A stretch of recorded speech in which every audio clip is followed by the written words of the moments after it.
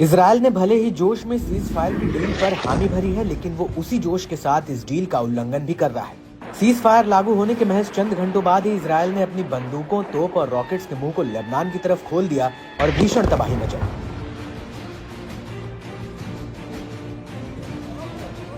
Israeli air strike से Lebanon में सब कुछ अस्त व्यस्त हो गया। हिजबुल्लाह के रॉकेट भंडार समेत शहरी इमारतों और लोगों पर यह स्ट्राइक किसी बड़ी तबाही से कम नहीं रही। सीज फायर होने के बाद इजरायल का पहला हमला ही इतना भीषण है, तो आगे का अंजाम कितना भयानक होगा। लेबनान पर हमले के साथ इजरायल ने गाजा में भी घातक हवाई हमले किए। इजरायल के इस हमले से गाजा पट्टी में चीख पुकार मच गई। हर तरफ त्राही त्राही होने लगा। क्या महिलाएं, क्या बच्चे, क्या बुजुर्ग। इजरायली हमलों की चपेट में जो आया वो बच न सका। तबाही के इस मंजर का दर्द बयान करते हुए गाजा के स्वास्थ्य विभाग ने बताया कि इजरायली हमलों में कम से कम 42 फिलिस्तीनी लोग मारे गए हैं और करीब 130 से ज्यादा लोग घायल हुए हैं।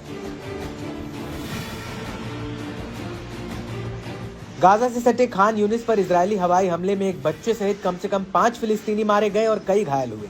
और हमले में अबू मटर मस्जिद के पीछे एक विस्थापित परिवार को आश्रय देने वाले एक टेंट को निशाना बनाया गया। इस क्षेत्र में एक मोटरसाइकिल को निशाना बनाकर किए गए हमले में 4 और लोग मारे गए। इजरायल की तरफ से मचाई गई तबाही यही नहीं रुकी। गाजा शहर के दक्षिण में अल जैतून पड़ोस में एक 5 मंजिला इमारत को निशाना बनाकर किए गए हवाई हमले में एक नौजवान फिलिस्तीनी व्यक्ति की मौत हो गई और इजरायली बलों ने घटना स्थल पर पहुंचने की कोशिश कर रहे पैरामेडिक्स की टीम पर भी गोलीबारी की। इजरायल की तरफ से हमलों की लगातार बारिश ने गाजा में तबाही का सैलाब ला दिया है। खास करके ऐसे समय में ये हमले हो रहे हैं जब इजरायल और लेबनान के बीच हुई मध्यस्थता को गाजा के साथ भी जोड़कर एक उम्मीद से देखा जा रहा था। लेकिन इजरायल ने सभी अटकलों पर पानी फेरते हुए हवाई हमले से ये साफ कर दिया कि उसके इरादे क्या है। नेतन्याहू अपनी कसम के लिए किस हद तक जा सकते हैं, ये इन हालिया हमलों से समझा जा सकता है। इस बीच सीज फायर का उल्लंघन करने के लिए लेबनान और हिजबुल्लाह नेता इजरायल की निंदा कर रहे हैं। हिजबुल्लाह के सांसद हसन फदल्लाह ने भी इजरायली बलों पर आरोप लगाते हुए कहा कि इजरायली दुश्मन सीमावर्ती गांवों में लौटने वालों पर हमला कर रहे हैं। इजरायल की तरफ से सीज फायर का उल्लंघन हो रहा है।